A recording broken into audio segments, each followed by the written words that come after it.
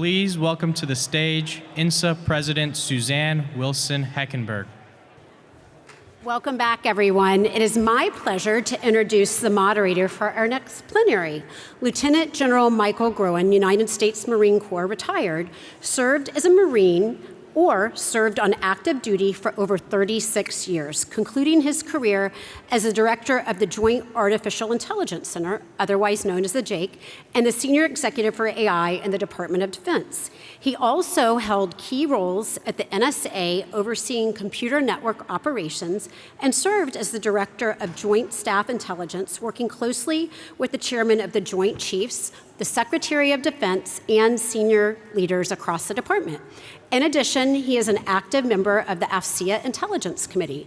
Please join me in welcoming our moderator, General Mike Groen. Thank you.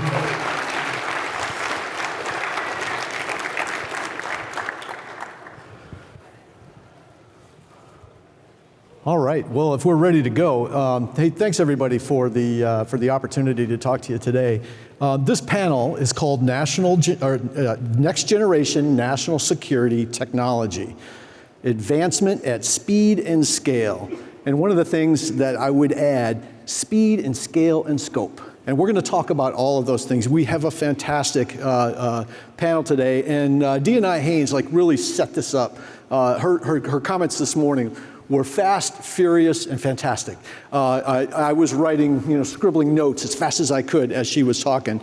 And when she talked about, new collaboration, she talked about changing ecosystems. She talked about entirely new vectors for threats. She talked about collaboration, new collaborations across different boundaries than maybe we're used to. And she talked about revolutionizing ourselves as fast as the world is changing. I thought that was fantastic, right? Because this is our real challenge here. Things don't stay the same. And so how do we keep track of how fast everything is moving around us? We have a fantastic panel here today to talk about that. The experience, the credibility, the knowledge that these folks have is fantastic. And so I'm going to introduce them here from right to left, as you see. Dr. Richard Muller, who's the director of IARPA. We have Dr. Megan Anderson, who's the executive vice president of In-Q-Tel. We have McHenry, who is runs the Defense Innovation Unit, or parts of the Defense Innovation Unit. And we have Mr. Chip Usher, who is a member or a director at the Strategic Competitive Studies Project. And so fantastic. You'll love to hear from these folks because they really know their stuff. So we're just going to do a quick lightning round here, and just so that you get to know the panelists and kind of their organizations and what they do, we're going to start with Dr. Muller, if you don't mind, and just please tell us, who are you, what do you do, and what are your organization's greatest hits? Thanks very much, Mike. I'm Rick Muller. I'm from IARPA. IARPA stands for the Intelligence Advanced Research Projects Activity. And you might notice a certain rhyming similarity to our ARPA brethren, places like DARPA and ARPA-E and ARPA-H. And so those organizations were all stood up to try to do high-risk, high-reward research to avoid technical surprise. IARPA has the particular mission of being directed at the intelligence community. So we're really interested in doing big research projects that have the potential to give the U.S. intelligence agency overwhelming technical advantage. Perhaps surprisingly, the work IARPA does is largely in the open. We really want to work with the broader community, with people outside of the intelligence community, and understand what work's going on. And that also means that we fund research in other countries. And we really want to just figure out who the best people are and what their technology enables. As for greatest hits, my own background is quantum information science, so those are the ones that I am most enamored of. But we were one of the kind of foundational funders of quantum information science. So a lot of the work that went into Google's work, let's say, in quantum advantage, or in IBM or companies like In-Q or Quantinuum, was originally funded in part by IARPA research. But we've also done a lot of work in biometrics and image recognition and facial recognition, trying to really develop, again, those key enabling capabilities for the intelligence community. Great. Awesome. Thank you much. Dr. Anderson, please. Well, good afternoon, everyone. Thank you so much for inviting me to participate in today's panel. So I am the Executive Vice President of Capabilities at In-Q-Tel, and I am responsible for how we look at technology solutions on behalf of government partners. IQT was stood up in 1999, and the reason the organization was stood up is if you think back in time, this was a point where R&D was no longer being led by the government research institutes. And while the funding was declining on that side, we saw increased investment in technology investment from private capital sectors. And as this happened, what we saw was a chasm between what the government could see in terms of where technology was and what it was actually progressing at. And the visionary leaders at CIA took a step back and they said, we need to find some way to bridge this gap and really get us back to accessing technology at the speed it's being developed. So IQT was stood up as a not-for-profit investment firm that was an experiment by the leaders at CIA to see how we could get visibility and access to technology to the intelligence community in a much faster pace. So if you fast forward 25 years, we have been doing this at scale, and to date, we have invested in over 700 startup technologies. We invest on a global scale, and we support multiple government agencies. We also went from starting as an IT-focused investment firm to looking across the technology sector. So we invest in companies ranging from AI, cyber, energy, enterprise software, hardware, microelectronics, quantum, and space technologies. So I think I named most technology sectors, and they show up in our portfolio. But we also do this on behalf of many government agencies and trilateral partners. And if I were to say what some of our greatest hits are at IQT, I think I will name a couple of technologies that should be familiar. One is Keyhole. This was the precursor to Google Earth and the foundational technology that Google acquired to make that technology. We are also very early investors in Palantir and worked with them when they were helping the US counterterrorism mission. If I take a more recent example, I will call out a commercial space company. And what we have been doing in that sector, I will name one that is called Capella Space. They have looked at synthetic aperture radar, and this is one of the first startup technologies doing something that was traditionally a government business. This technology was developed on behalf of our government partners, and this now provides visibility into what's going on real time from a geospatial view of different environments. And this is being deployed real time to look at what's going on in Ukraine and provide our government and our allies visibility with what is happening on the land. Awesome. Thank you, Doctor. Mac McHenry. I can't say anything. I can't call you anything but Mac. I just want to thank you for the promotion. I am not the director of DIU. I'm the IC lead at DIU and senior advisor to the director.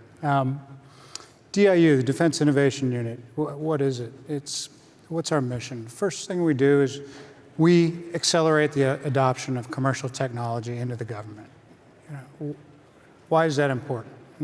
I think Dr. Anderson touched on this a little bit, is things have changed from the 1960s when we built our federal acquisition regulations. In 1960, the government outspent the commercial sector 3-to-1 in R&D on all these technology areas. As we've moved forward in the 1990s, the 2000s, and the present day, that has flipped. And now the commercial sector is outspending the government by orders of 100-to-1 in some areas, such as artificial intelligence. Google alone spends more than the entire US government on artificial intelligence research. So what does that mean? Well, that means a lot of the best technology is outside of government. It's in the commercial sector. It's commercially held IP. How do we bring that into the government with regulations that were built in the 1960s that assume that the government has the best IP, and we can parcel it out to commercial firms, defense contractors, and say, hey, build us this. It doesn't work anymore. So 2015, Secretary of Defense took a look around and said, hey, we're going to have to take advantage of this. We've got rising threats from peer adversaries. How do we do this? So they sent a small team of folks out to Silicon Valley, very much a startup. They went out, they bought the hoodie sweatshirts, the Vans, they played ping pong, and their whole goal was, let's have conversations with these folks so at least we understand what's going on. Because outside of In-Q-Tel, no one in government was having those conversations. We sort of look at this as sort of phase one of DIU. And they were very successful. We were able to have conversations. We were able to sort of bridge those gaps that had developed between the government and the technology sector. Okay, that's great, but to what end? Phase two began really with Director Mike Brown coming in. He had been CEO of Symantec. He'd worked in business. He'd understood that environment. And what he understood was, hey, if you're having 3 meetings and you're not talking about money when you're talking to the commercial sector, you're really wasting their time. So what can we do with these conversations that we're having? And what he supposed that we could do is that we could take an existing government problem, we could bring in, run a very quick competitive down select, prototype, and then scale that technology across the government. Phase two was successful. We were able to transition over 100 different projects, 100 different technologies across the government. Phase three really started with Director Beck coming in, and what he said is, okay, this is fantastic. How do we use this to really make defense, national security unassailable? With that, he said, we need to go after the projects and the problems that really matter. You know, those problems that are going to have tremendous impact and tremendous scale across the government. At the same time, he was promoted as a senior advisor to the SecDef, a direct report to the SecDef. Our budget increased, and we talk about like pride moments, I guess if we put it in commercial terms. Last year was the first year we hit $1 billion of valuation. So going from a budget that was relatively small to that $1 billion really spoke to the government's need and focus on how we do this commercial technology going forward. Awesome, thank you. And our final panelist is Mr. Chip Usher from the Special Competitive Studies Project. Chip, please take it away. Yeah, that's a bit of a mouthful. Apologies. You can refer to it as SCSP if you can remember what it stands for. Hello, everybody. My name is Chip Usher. I'm the Senior Director for Intelligence at SCSP. We are an outgrowth or the follow-on project to what was formerly called the National Security Commission on Artificial Intelligence, which was co-chaired by Dr. Eric Schmidt of Google fame and Bob Work, and it ran from 2019 to 2021. And upon its completion, Dr. Schmidt decided that he liked to continue his work to support the US government and the nation as it grapples with not only artificial intelligence, but other key emerging technologies. So he formed SCSP in 2021, and we now take a look at not just artificial intelligence, but about 5 other critical technologies, and we are kind of pursuing the thesis that in this era of intensified geostrategic competition between the United States and particularly the People's Republic of China, but not only China, there's also competition from Russia, from Iran, from North Korea, and other middle power players that are really moving out quickly to invest in, take advantage of, and to adapt and adopt artificial intelligence, advanced manufacturing, robotics. And our thesis is that mastery of these domains is what really will decide the fate of nations over the next couple of decades at least. So I'm the Senior Director for Intelligence, and my area of focus is helping you, the intelligence community, think creatively about how not only to take advantage of some of these new technologies, but also how to think about and frame the competitive analysis of how we are doing compared to how some other countries are doing in this space. So happy to be here. Awesome. Thanks, Chip. Appreciate that. Dr. Muller, if you don't mind, we'll start with you. So I wonder, just listening to the D&I this morning, she talked about speed and scale. What do those mean to you as metrics? And how do you measure your success or your effectiveness? How does IARPA help kind of the rest of the IC and by extension the Department of Defense? How do you really help them understand what are the real projected future requirements? How are we going to have to change? So very often it's this delicate balance between understanding what the needs are of various intelligence agencies, and then understanding where technology is going to take those areas. So since IARPA invests in basic to applied research, we often have to look 5 years down the road and kind of predict where we think technology can get to, and then decide whether that's something that's going to impact a various intelligence agency. We rely very heavily on having people from the intelligence community come to IARPA to do program managers. They're people who understand both the technologies well and the needs of those communities well. And ultimately, we measure our success in terms of the number of transitions that we can make of an IARPA program to being taken over by one of the intelligence agencies. When IARPA's done funding a program, it's probably not anywhere near being either a commercial product or being something that can have operational impact for an intelligence agency.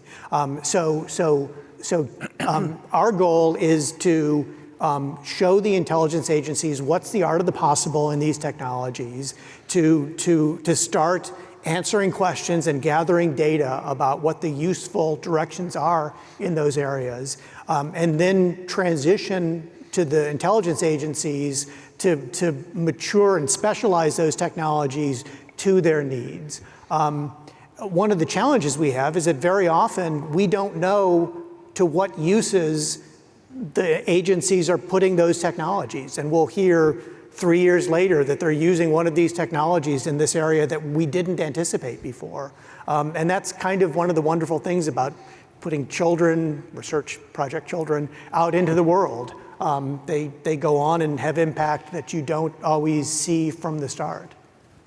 Yeah, great. So, Dr. Anderson, I'd like to pick your brain here too. Like, okay, so as you're working through these technology projects, I guess, are you focused on sort of the artifacts of that like technological project? Or I guess I'm looking bigger, or are you more looking at like future challenges? So you're deriving projects from like future challenges, or you're building artifacts that may solve future challenges. Does that make sense? Yeah, that's a great question. My answer is both. So we're looking at each piece of that.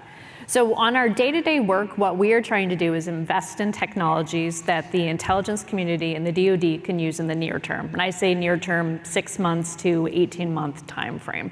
So we spend a lot of time investing in companies in enhancing the technology to really deliver solutions that can be applied directly to mission to help our different government partners. At the same time, we spend a lot of time looking at where is technology going? And we do this through some of our investment activity that is driven more around understanding insights on where technology is going and seeing what does the global ecosystem look like for technology development. And by doing this, what we're looking to do is find the best technology we can find in the US, but also looking overseas and seeing what are we seeing across the technology sector, making multiple bets in technologies and related spaces, not choosing a winner and focusing on one technology, but investing in a lot of companies that look at different technology development. And as part of our investments, we take a board observer seat with each of these companies, which allows us to sit in the boardroom. And this way we get to learn about technology strategies. We get to learn about how the go-to-market is developing. Where's commercial technology being challenged from overseas partners? what does the competitive landscape look like, and what are the companies really experiencing as they try to get these technologies to market. And if we look over the course of our investing activity, making 70 plus investments on an annual basis, if you look over multiple years, that's a lot of signal coming in as to where technology is going. And we take this and we have conversations with our government partners on this is how we're seeing the trajectory of different technologies. So when we are talking to the folks responsible for doing the technology strategy in different agencies, they get a commercial perspective on how technology is developing that goes along with the other mechanisms for seeing how technology is developing. Yeah, great. So Mac, just to kind of, it's a very similar question for DIU, a little bit different ecosystem, but I'll ask you, the same question. Like, are we chasing, or are your customers now those organizations of the Department of Defense who want to partner with commercial entities, who want to advance their technological game? Are they seeking artifacts, or do you find that they have a real understanding of sort of like the process flow? Like, do they know what they want before they come to you for a technical solution? So, sometimes is a simple answer. There's an education piece that has to happen. I mean, most of our partners, they have full-time jobs. They're mission center owners. They have to analyze intelligence or collect intelligence. And we want to speak, to the IC community as well, because DIU is now in partnership with the DNI covering the IC community. So how do we get where we're going? It's a subjective sort of movement forward, and it all starts with a conversation. We will meet with mission center owners and say, hey, where do you see your capability gaps today? Because that's relevant. Like, let's fill in those capability gaps today. And then we can sort of educate, this is where we think the technology is going, so these gaps may be morphing as we go forward. Ultimately, we want to decide together on a problem statement that we can solve. And how do we solve that? There's a number of different ways. We run our commercial solutions opening process, which is a competitive process that I briefly discussed in the opening. The other things we do is we have a part of DIU, the National Security Innovation Network, leverages national labs, think tanks. Maybe we need to think about this problem a little bit more before we go out and try to solve it. So it's a very subjective process, and it's very much a two-way process, Mike. Yeah, fantastic. Then Chip, for SCSP, which is a great organization, so now, your focus is competitiveness. So like, how do you frame competitiveness? Like, how do you identify the challenges that we're going to have to address? And how do you identify, are the ecosystems represented here like really, competitive or not? So I think one of the things that SCSP does that is complementary to the work that my colleagues here are engaged in, where they're doing the advanced research, they're investing in key technologies that they've identified of utility or potential benefit for the IC, for the defense community, is SCSP also tries to then build in, well, what's the policy solution that we're going to need here? Yeah. And what's the policy framework that will matter? And we've developed our tech list, so probably a similar process to my colleagues here. But one of the things that we put into our evaluation is, what are competitors doing in this space, and how much will it matter to either our national security or to our future national economic health? And so that helps us arrive at our list of 6: artificial intelligence, advanced compute, advanced manufacturing, biotechnology. I'm missing a couple there, but we've got our short list of foundational technologies that were derived from that process. And then for each of those, we develop what we call a technology action plan. And it's a little bit broader scope than perhaps what you would get from DIU or In-Q-Tel, where we're asking the question, well, what are the moonshots that the US government really should be aiming for? And what are the funding sources? And where should this best reside within the US government? Or how can the US government perhaps partner with the private sector, academia or one of the national labs, or perhaps a consortium of companies, to achieve the desired results? And then what is it that we're doing to keep tabs on what our competitors are up to? And one of the core recommendations early on from SESP is that the US government really needs to organize itself differently to focus on national competitiveness. Part of this is, getting involved in doing net assessments on technology. If you're the president and you're trying to weigh what you're going to direct the intelligence community to do in terms of investing in AI or quantum or whatever, it's helpful to understand what is it that China is doing, and having that analysis done with some precision, we think ought to be a key objective for the US going forward. So we do really focus on the competitiveness piece. Yeah, I think that's really important because it is great to work in your own sandbox, but it's really important to look over the wall every once in a while and see how everybody else is doing too, right? Like, how are we doing in this race? I'll just, if I may, I'll build on that because for the intelligence community, no stranger at all to studying China's tech, right? We have oodles of requirements and great amount of investment and capability dedicated to that mission space. But with the leading edge innovation in some of these technologies happening in the private sector, not happening within the IC, how do you steer those requirements? How do you focus your collection? How do you make sense of the data that you may be collecting to understand whether it truly matters in the competitiveness race or perhaps it doesn't?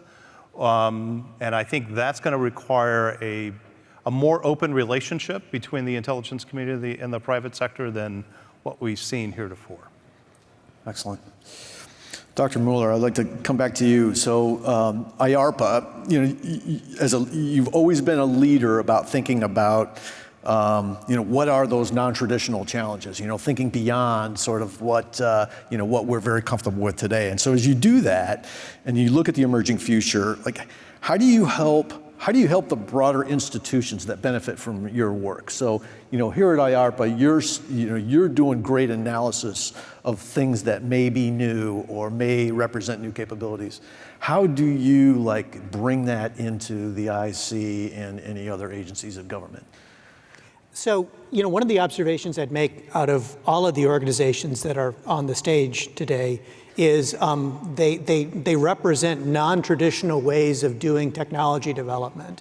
The kind of traditional way might be the National Science Foundation or the Department of Energy's Office of Science. And those are amazing techniques to develop ideas and to build compelling technologies based around those. But that doesn't mean that that's the only way to develop technology.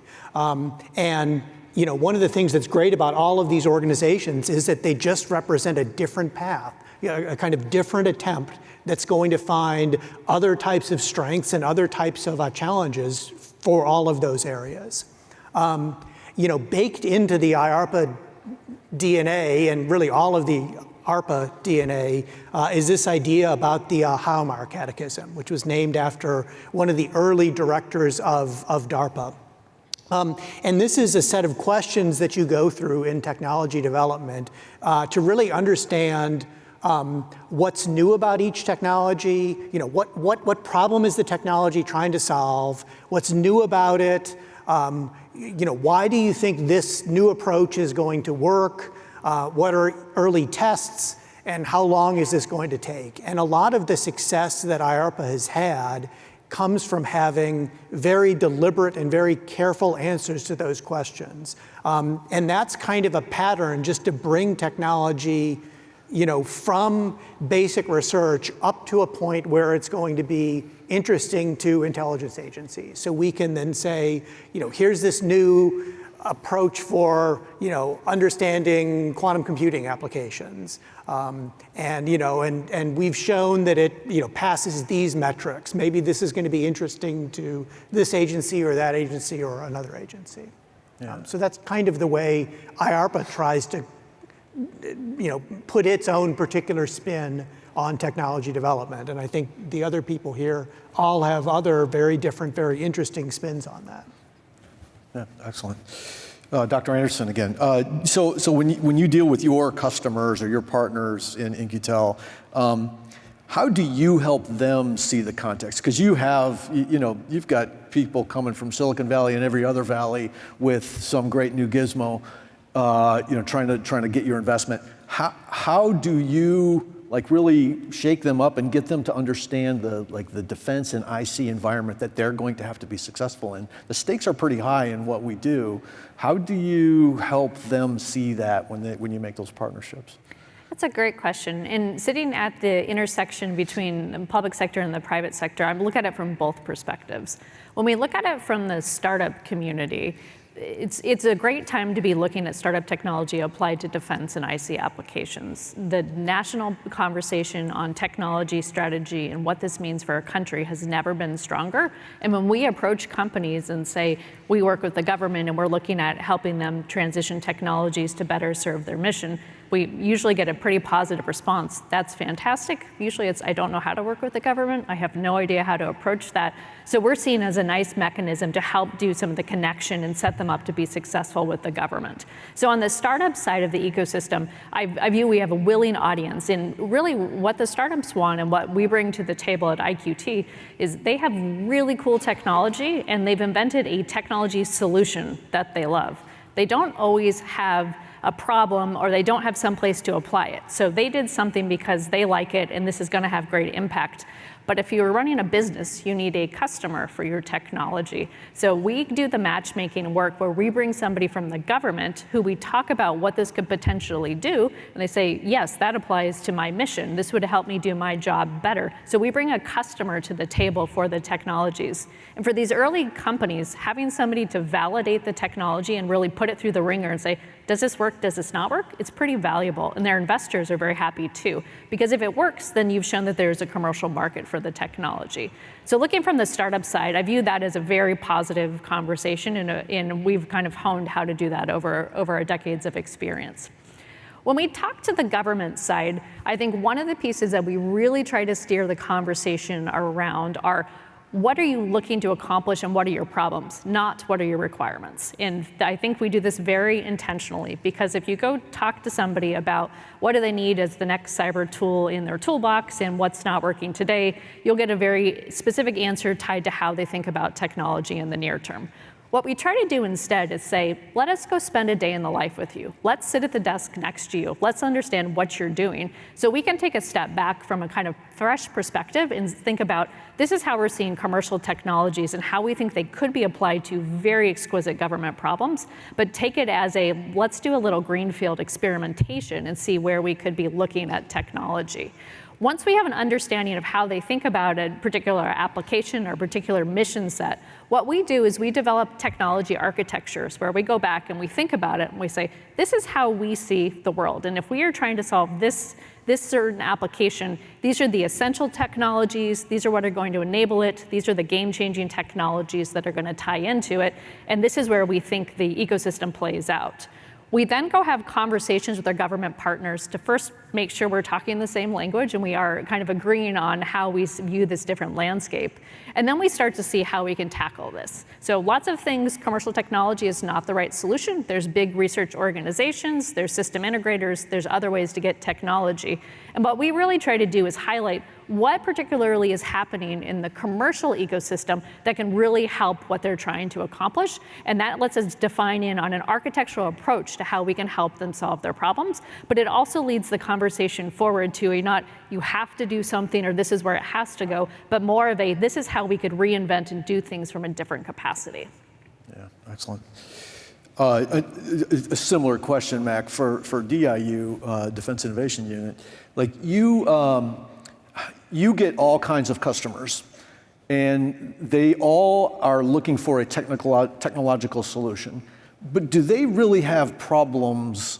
Do they have their problems thought through well enough? Have they thought through the process of their warfighting function or their function, whatever that is, so that they're coming to you for a technological solution, but they're doing that through the lens of a thoroughly analyzed problem? I think a lot of your customers don't do that legwork first. Just like a lot of companies, hey, give me some AI. What are you going to do with it? Oh, let me think about that, right? Like, do you have that kind of phenomena inside DIU?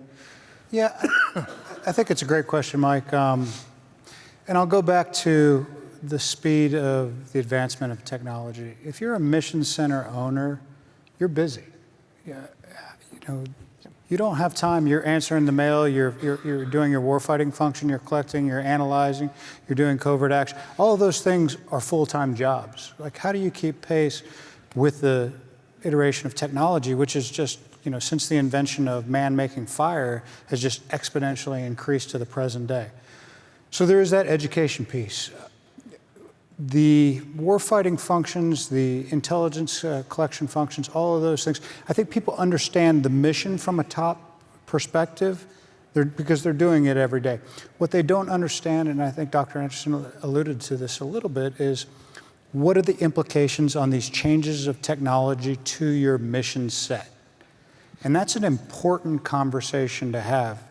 You know, we're very reactive in the government in the sense of something bad will happen and then we'll react and we'll try to plug the gap. You know, whether it's a cyber attack or a bunch of assets go dark all at once. Most of those things in hindsight could be predicted. So how do we get that technology into the government that's sitting alongside the mission owner, I think, is the real question. You know, we've seen recent movements with the CTO at CIA, other positions coming in. You know, a small company, one of the first positions they fill is that CTO because technology is critically important and they're involved in every conversation that company is having. Why aren't we doing that in the government? You know, if you're a mission owner, your CTO should be your left, right-hand person and telling you, hey, this is coming, we're gonna have to change this, this, and this to keep achieving our mission. We're seeing progress to that. Those conversations are starting to happen.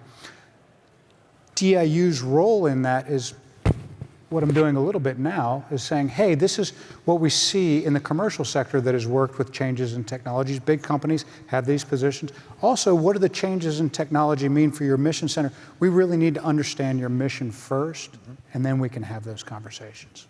Yeah, excellent. Chip, similar question. So now how do you do competitive analysis? I mean, the core of measuring competition and competitiveness, and you do this across lots of different technical sectors and non-technical sectors too, for that matter. But like, how do you frame this competitiveness equation and make real assessments like, hey, we're behind here, we're ahead there, we're missing this, we're missing that? How do you do that process? So we're in a sort of a relentless pursuit of how do you assess innovation power, and we're going to be probably revealing some things in the coming year that we're going to try to layer on some additional pieces of analysis that tackle this question. But you know, every country has got to be able to invent things. They've got to be able to smoothly adopt new technologies when they arise, and they've got to be able to adapt their culture, their organizational culture, to take advantage of those new technologies. And I think, you know, the United States should come from a position of great confidence. Certainly on the invent side, we have some of the most creative, innovative technologists anywhere around the world. Everybody wants to come and study here and work here. We've got an open society that you know, promotes and encourages risk-taking and a free market, and that's absolutely amazing.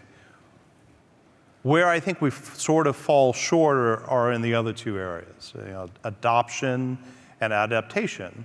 And you know, take a look at some areas of the world that are experiencing crisis today. Ukraine, right? Everyone's talking about how the war in Ukraine has compelled them to really scale the use of automated systems and drones.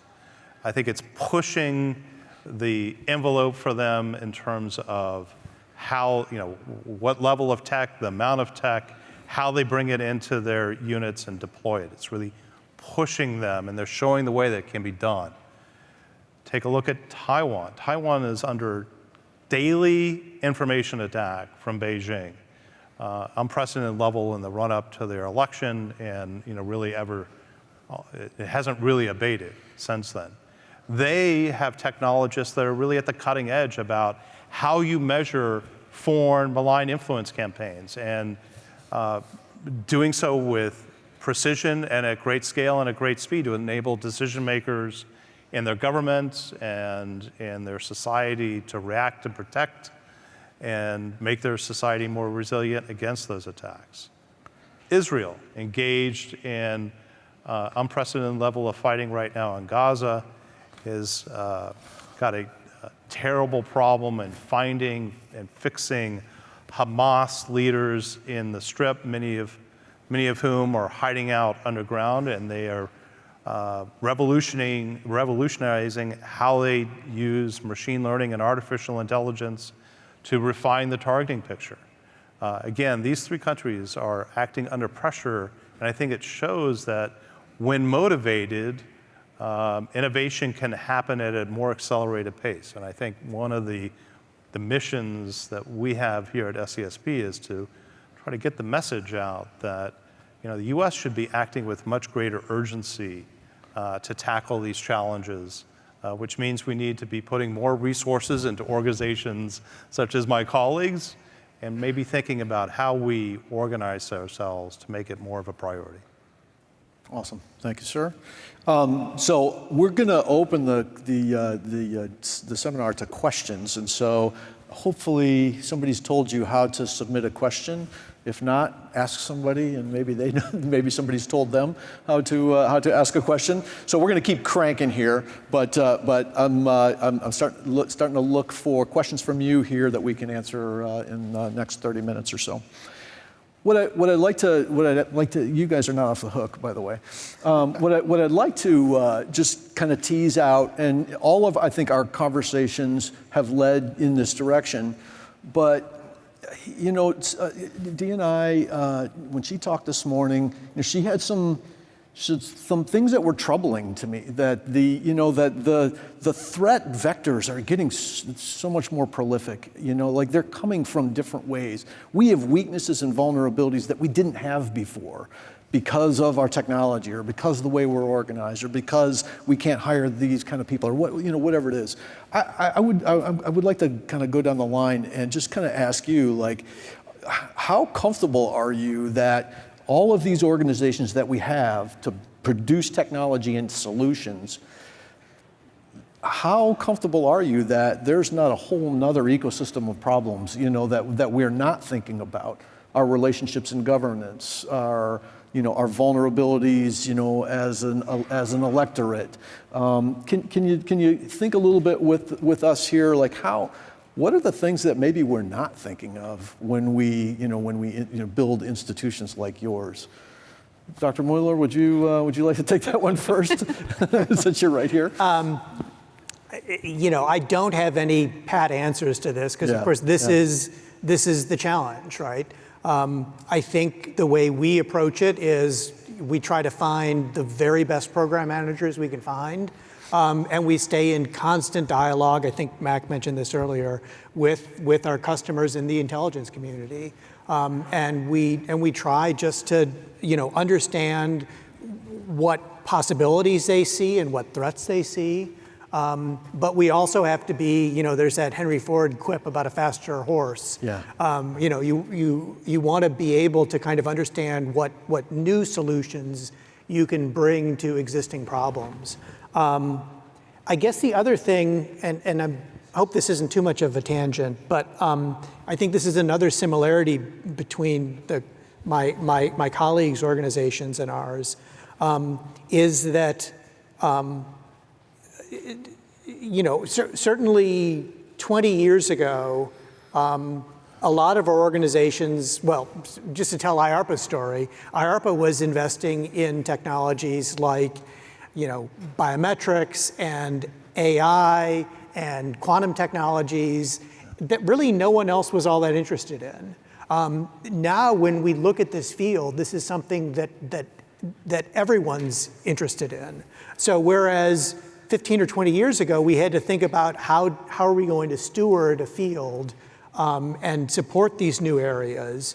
Now we have to think about, there's all this money pouring into these areas. How do we direct the relatively small amounts of funding that our organizations have to answer questions that are critical to the intelligence community answering these questions. And actually, I'll credit In-Q-Tel, because it was talking to people at In-Q-Tel when I realized that was exactly the question you were answering in addressing the kind of the investment market that we were also addressing when we were looking at research and development. Yeah, exactly. And you guys are way out front. IARPA is. Same question, Doctor. Is it, are we looking at the right targets? Are we missing something in threats to our future intelligence, defense, government, governance? Yeah, when I think about this, I think the piece that worries me is, are we being proactive enough? And I think a lot of times you can be looking for a 100% solution, but our adversaries are not making 100% solutions. They're making decisions, they're using technology now, they're deploying it, they're using their whole of infrastructure, as Chip was referring to, and they're really aggressively looking at how they get technology into their mission space to make forward progress. What we need to be doing is making sure we have a similar mentality. There is risk to a lot of things from the technology perspective, but that shouldn't scare us from starting to use technology and getting it out there, because it's moving so fast. If we hold ourselves back because we're worried about a perfect solution or worried about risks coming from particular technologies, we're really going to be handicapped as we look at moving forward here. The other piece that I would look at is, I think there's an opportunity to see how we can do things across the board for more government agencies, because technology is not a single group, it's not a single team, it's not a single office problem. A lot of technologies can be applied more broadly across the government, and we should be looking at ways where we can really amplify work that is done, research projects that are spun, investments that are made on behalf of specific groups, and getting them to a broader audience and getting the technology deployed on a broader scale more quickly, because I think that will help us continue to move forward, but also help the whole of government have the best that they have at their hands to address their different mission needs. Yeah, excellent. Yeah, Mike, we're undoubtedly missing something. I think if you look at history and the pace of technology change, it moves at a measured pace and then all at once. If you look at large language models and the advent of AI, 5 years ago, we weren't having these conversations. Now everybody's having these conversations. When I was preparing for our talk today, I was using AI to do my research. So much quicker, so much faster. Where that's going to be in the future, we can surmise, we can guess, we can make an educated guess. We can make educated guesses on what the implications will be, but undoubtedly these technologies will be used against us in ways that we don't predict. The flip side of that is we can use these technologies against our adversaries in ways they cannot predict. So it's a double-edged sword. You're either sometimes we're the hammer, sometimes we're the nail, but when we seek to have that understanding, I think that's really the first step going forward. The scalability issue that Dr. Anderson brought up is really huge. If you look at, there are no single problems across the IC, across the government. If the Marine Corps has got a big data problem, guess what? NSA's got a big data problem. They might have specific use cases that are a little bit different. How do we take the investments we're making in these companies, in these programs, and then scale them across the IC, across the Department of Defense? That's really a challenge. I think collaboratively we're working on it and we're getting better, but we're not there yet. Excellent. And I would say that I think the intelligence and national security community, which you all represent, has the obligation and the unique opportunity to continue to educate policymakers and Congress and ultimately the public and the nation about the nature of the challenge that we'll be facing from the likes of China, particularly in the technology arena. And you asked, well, what are we missing? I sometimes worry that we're not telling the story emphatically or loudly enough. Yeah. Today, China controls over 90% of the mining capacity for critical minerals. You need about 900 pounds of critical minerals to build an F-35. You don't have an iPhone without critical minerals. China controls 90% of the mining and about 65% of global refining capacity for the 50 top key critical minerals. That story needs to be told. And it needs to be assessed and understood. There are companies today that I have talked to that can tell you with great precision the complete supply chain for all of China's semiconductor manufacturing industry. There's another company, it happens to be based in Europe, but they can tell you with great precision, up to the minute, what China's supply of lithium is and how much capacity they have available in the mines that they own and control, because it's their business to know it. And so, the United States government needs to find a way to tap into that knowledge. And I'll just build on that to say, as I think about the pantheon of emerging technologies, what really kind of gets me interested and excited is the explosion of data. It scares me how much is available, how much is out there on me. I just got notified I was hacked yesterday, terrific. But there's tremendous opportunity, and I feel that the intelligence community is still kind of holding back from really diving in on this for a couple of reasons. We have created our intelligence community to go after secrets and protect those secrets. And that is probably a mission that will always be there, and there's always going to be a need for it. But I worry that there is untapped potential to expand, to increase, to enhance the impact of the intelligence community for the policymaker by making better use of publicly available and commercially available information. And I think the only way that we're going to be able to do that is to leverage artificial intelligence and these other advanced technologies that will help us make sense of this data. So I think the issues that I worry about are, because surely there's all the defensive things you have to worry about being hacked, and our CISOs are going to be incredibly busy for their entire lifetimes. But I worry that we're missing opportunity. Yeah, excellent. Dr. Muller, Yeah, so I wanted to follow up a little bit on that because, and I'm sure this was part of the story that everyone's well aware of, but underscoring the foreign threat isn't the only thing we need to underscore. We also need to underscore the effectiveness of technical and research investment in the United States as a driver of economic security, right, and of national security. Yep.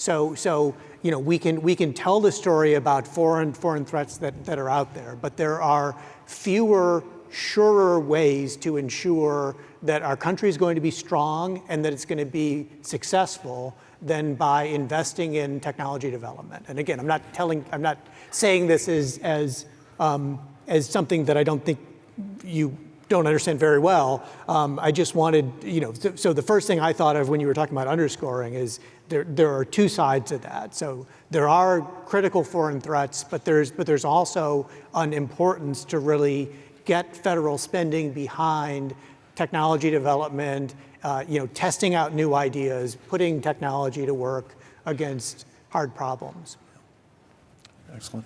So Dr. Anderson and Mac, I'd like to just ask you the same question, if you just each answer, please.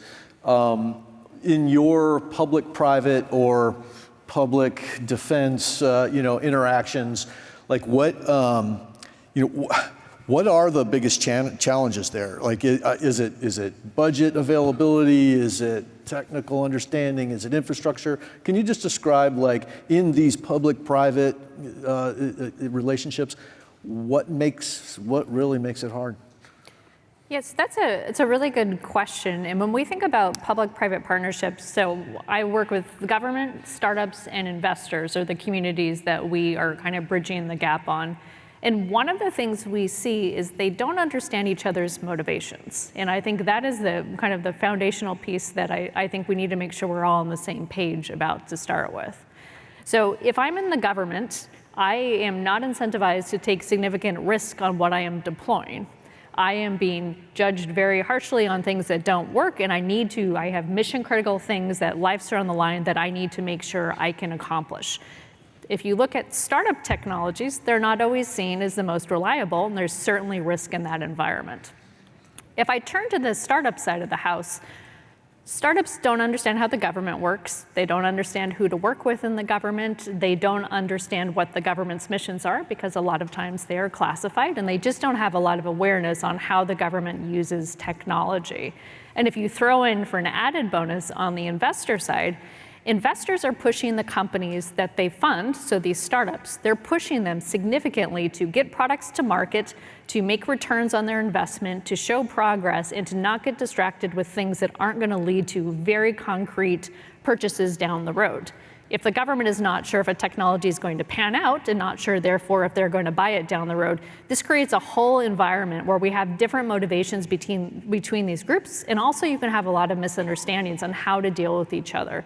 So a lot of what we do is try to get to a common baseline of how to think about these problems. So how do you work with a startup in a way that matches an investment cycle? How do you get a government contract structured in a way that fits within the right timelines to execute it on for the startups?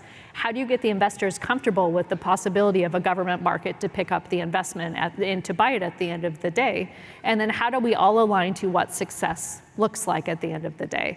And I think the other piece that I watch very carefully is different timelines, because these communities work at different speeds, and there's not always clear understandings of what success is from both sides. So if you understand each other's motivations, and then you understand what success looks like for each of your audiences, you're setting yourself up to have a transparent conversation on how to work together, but you're having honest conversations on how does the government ingest technology, how does it procure technology, how does a startup fund their employees, what is the timescale around that, and what are their investor demands on top of them. So it's really navigating those different ecosystems, but making sure there's visibility and understanding on what is important to the different communities. We won't ask you to give it a grade. Yeah, that's a fantastic answer. At DIU, we're not an investor. We take advantage of a lot of the companies that In-Q-Tel has invested in. Many have been put on large government contracts going forward. So I think I'll focus a little bit on the government side.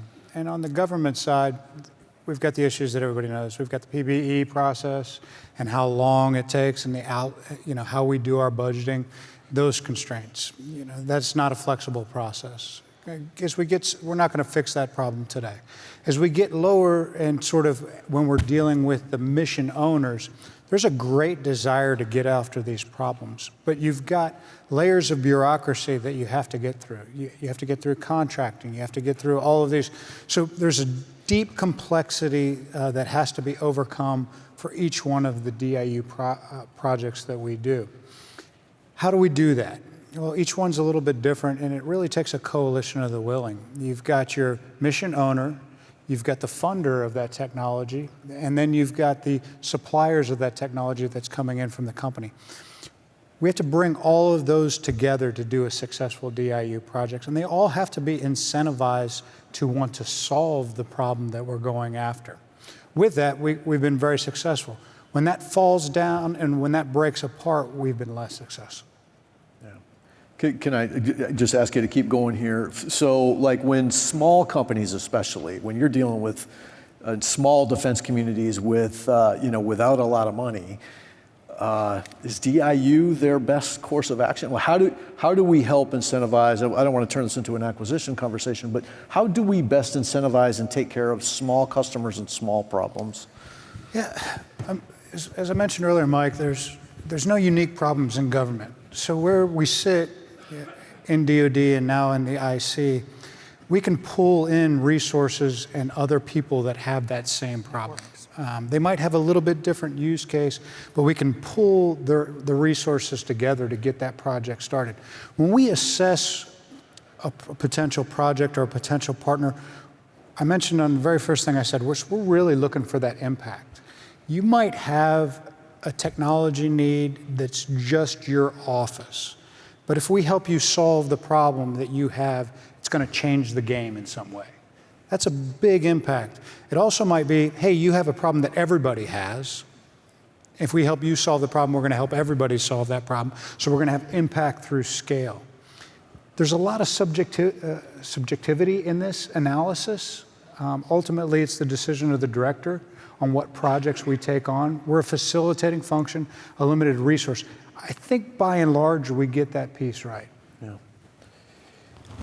Let me switch just a little bit, Chip and Dr. Muller. I'd like to ask you about disruption. So what do you think about the opportunity or the possibility of kind of broader broader requirements for say technology really changes like how many Intel people we need in the IC, or technological change that really changes the way you do intelligence on the battlefield, and some of these maybe human effects or second or third order effects that we, when we're chasing technological solutions in a positive sense, sometimes you have to deal with the with the wreckage that it leaves behind too. Chip, maybe I'll ask you to go first, and then Dr. I'll start, Muller. and I'll launch in again a little bit on AI and data, because I think, compared to fusion or even quantum, the pace of change is very rapid. I mean, we've all seen it when we first experienced ChatGPT, and now we're looking at ChatGPT 4 Mega. It's obviously better, and what's coming in the very near future will be even more powerful still. And the conversations that we've been having with members of the intelligence community, and by the way, I came from CIA, spent 32 years as an all-source analyst and manager of analysts, so I kind of come to this conversation with a user mentality, a practitioner mentality. And when I engage with them and ask them about, well, what do you think about using large language models for intelligence analysis? They correctly point out all the shortcomings with existing models: hallucinations, lack of transparency. How am I ever going to go to the president with an analysis from a black box that I don't even know, what sources it used? All very fair.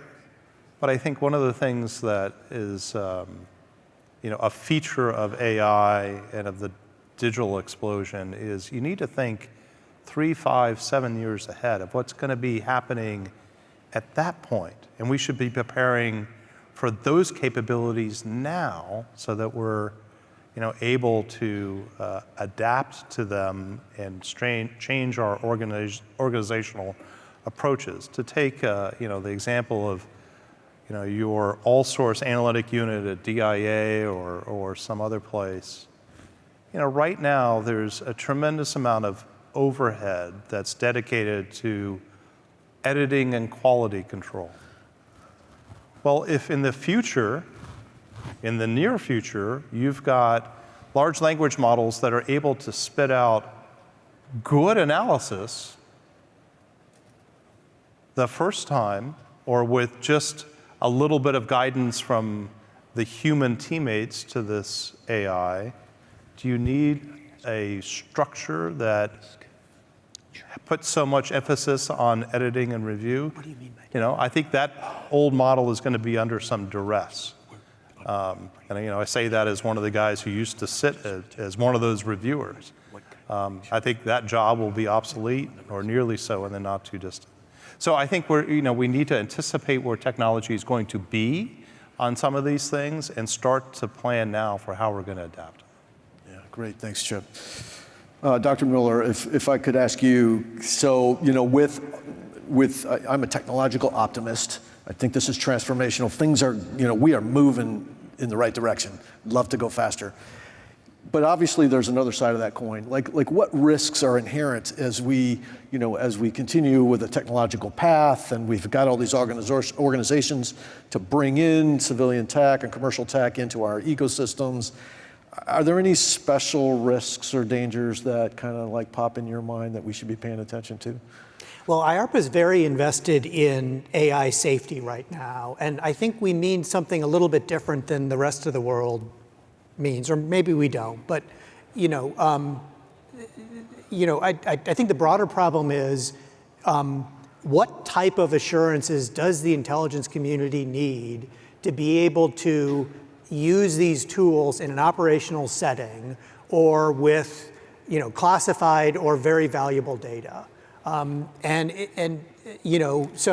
one of the things that we're concerned about is how do you know that one of these billion parameter models hasn't been backdoored somehow, or they haven't had Trojan effects put in them? And I think, early research is suggesting that you can identify backdoor or models that have been backdoored based on the weights in those models alone.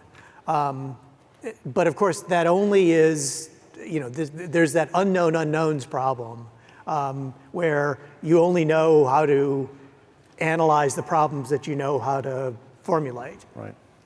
And similarly, you've got a lot of problems that AI systems have, and things like bias effects that you don't intend to put into them, just based on your training data, or hallucinations that come from AI models. So we're investing in specific solutions we're investing in solutions for specific solutions in those areas. But I think there's the broader problem that I think the IC has that might be different, although maybe it's the same problems that, let's say, a hospital has to use before they decide whether to use an AI model in a life-critical situation. How do we really trust these? And that's the big risk in those technologies that I don't think that we've fully. It isn't that we haven't answered it; it's that we don't even know the right questions. It's a moving target, yeah. Right? And I'll just, I think one of the things I'm most proud of the Department of Defense, and the IC has very similar ecosystem in the establishment of the right ethical framework for adoption of technology, the right safety approach for the adoption of technology. I think speak a lot to folks about. For the U.S. military, the law of armed conflict, the Geneva Convention, and all of the ethical baselines that are established don't go away just because you've adopted a new set of technology to approach those challenges. And so I'm really proud of both the IC and DoD, because that's the first place they went when we started talking about technological innovation and technological transformation. So I think we're getting down to just a few minutes. What I'd like to do, maybe Chip, I'd like to start with you and just kind of ask each one of you the 2-minute drill. Okay, from this conversation, what are you worried about or most excited about in 2 minutes? Go. Okay. As I was talking about just a minute ago, tremendous amount of change coming in the world of AI in the not too distant future. I think one of the features of that will be agentic AI, where we'll be seeing artificial intelligence models being used to deliver effects, not just a chatbot that's answering your questions, sort of a souped up Google search, but actually turning to AIs to take actions. And what sort of I anticipate and sort of worries me a little bit is in 3-5 years' time, policymakers will be using or benefiting from artificial intelligence when they book their personal travel, when they make their personal financial decisions, and then they'll turn to the intelligence community and they'll ask for covert action to be undertaken, perhaps involving the movement of money, but the IC is way behind in terms of taking advantage of AI to take those actions in a way that masks it properly from our adversaries. Or the analysis that they're delivering isn't coming fast enough, sophisticated enough, or leveraging all the data available to deliver insight.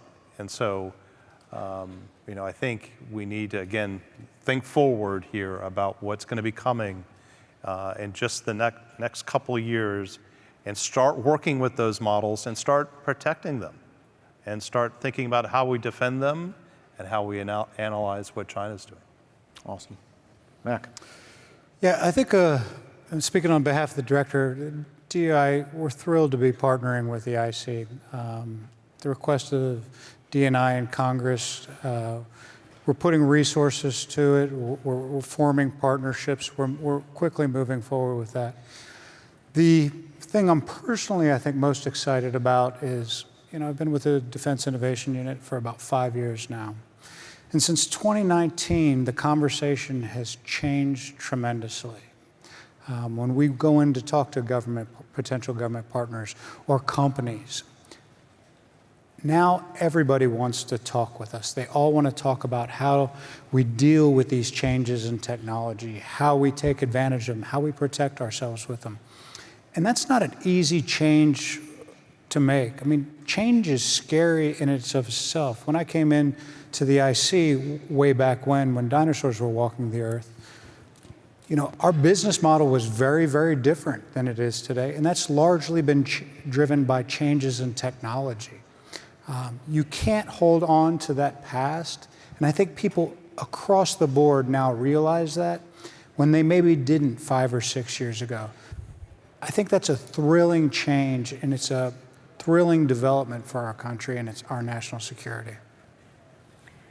Coming at it from the technology landscape, I think this is an incredibly interesting time. And we talked to about 1,000 companies a year.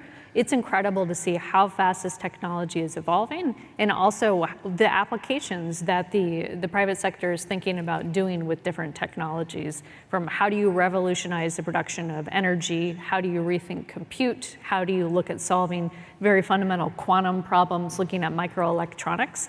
And watching this wave, to a similar point, it's moving much faster than it was 5-10 years ago when we were watching this. On behalf of the IC, I'm excited to see what this community can do when they have access to all of these new technologies. Because I do think, while there's risk involved in it, it's going to be a great opportunity space, and it's going to allow individuals to really take a step back and think about what the art of the possible is, how this can make their lives better, this lives easier, and let you focus on things that you care more about versus things that you have to do because it's things you've done in the past. So I think this inflection point's really an opportunity for us as a national security community to think about how we can continue to evolve our mission and really stay ahead of our adversaries. Excellent. So I'm fairly confident that AI is going to be able to answer questions that I know how to ask. What I don't know is whether AI systems are going to tell us what questions we should be asking about the world and about what the important developments are and where the future's going. And I don't think we know how to do those yet. Yeah, excellent. I'm going to answer too. One of the things that I'm concerned about is the communities of practice in this space, in the intelligence space, in the technological space, for our national defense or for our intelligence community. So I would just say to you in the room, especially the younger folks that are here, man, we need you. Our nation needs you. Tell your friends, right? Like we need smart people that can solve like really ill-defined problems in a world that's changing quickly. It's changing around us, and we don't have the answers. We need really clever people that can come to the table, use the technology, really understand the human ecosystems, and really keep our nation safe. I just, my hat's off to INSA and AFCEA both for convening all of us. But I would ask you as individuals too, hey, well, first, thank you for what you're doing. But thank you for keeping the gas pedal to the floor here. We've got a lot of challenges in our future, and you are our answer to those challenges. So with that, ladies and gentlemen, thank you very much.